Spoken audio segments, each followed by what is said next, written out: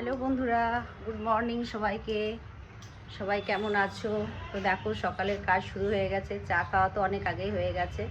রান্না করছি, তো এই দেখো। তো কী রান্না করছি চলো দেখাই। রান্না মানে সকালের জলখাবারের প্রস্তুতি চলছে। আর আজকের ওয়েদারটা তোমাদের দেখাই কেমন।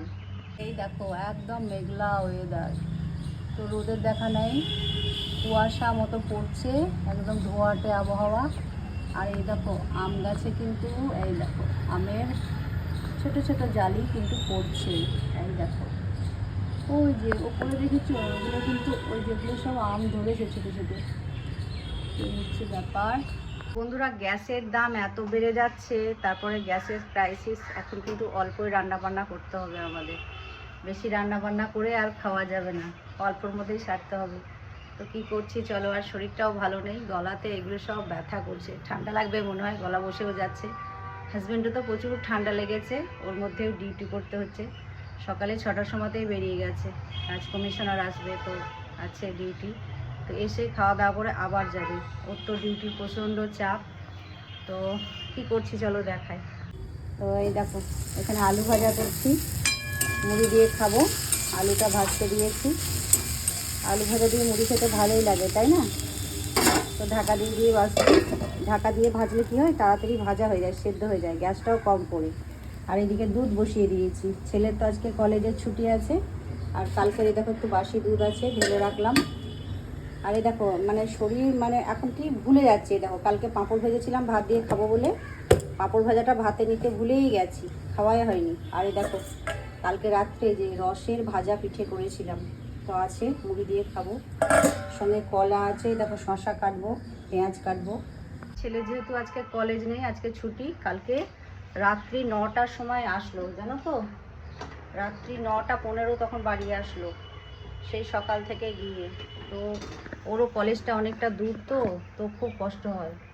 তো এখন বলে মা এত দূরে ভর্তি হয়ে ভুলই করলাম। তো কি করবে, আর তো কিছু করার নেই না, ভর্তি হয়ে গেছে।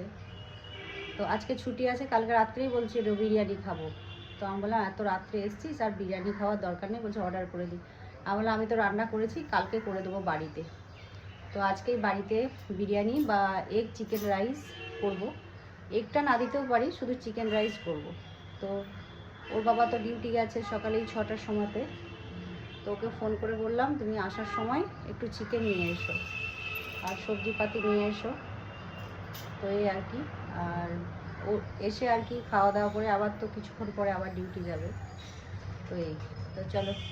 আমার এদিকে আলু ভাজাটা হচ্ছে, দেখো প্রায় হয়েই গেছে। আর দুধটাও ফুটে গেছে। ছেলে এখনও ঘুম থেকে ওঠেনি, ও উঠলে ও দুধ কমপ্লেন বিস্কুট খাবে। ও সকালের দিকে সেরকম বেশি কিছু খেতে চায় না, একটু বেলাতে ওঠে যেদিন ছুটি থাকে। আর শরীরটা তো ভালো যায় না, মনে হয় ঠান্ডাই লাগবে। আর ওয়েদার চেঞ্জ হচ্ছে, আর এখন ওয়েদারটা দেখেছো তো একদম মেঘলা ওয়েদার। হাজব্যান্ডে তো প্রচুর ঠান্ডা লেগেছে কয়েকদিন ধরে, ওর তো শরীর একদমই ভালো নেই। ওর মধ্যেই ডিউটি করতে হচ্ছে, কিছু তো করার নেই। খুব কষ্ট পাচ্ছে, মেডিসিনও খাচ্ছে। আর এদিকে গরম ভাপ মানে ভ্যাপার টানছে, তারপরে গার্গেল করছে, ওষুধও খাচ্ছে, কিন্তু এখনও শরীর ঠিক হচ্ছে না। তো আমাকেও মনে হয় ধরবে। আমার এই দিকে দুই সাইডে এত ব্যথা করছে, কথা বলতেও কষ্ট হচ্ছে, এই গলাতে এখানেও ব্যথা। তো চলো বন্ধুরা, আমি আলু ভাজাটা নামাই, এদিকে দুধটাও ফুটে গেছে, বন্ধ করে দিই। চলো এখন টাটা।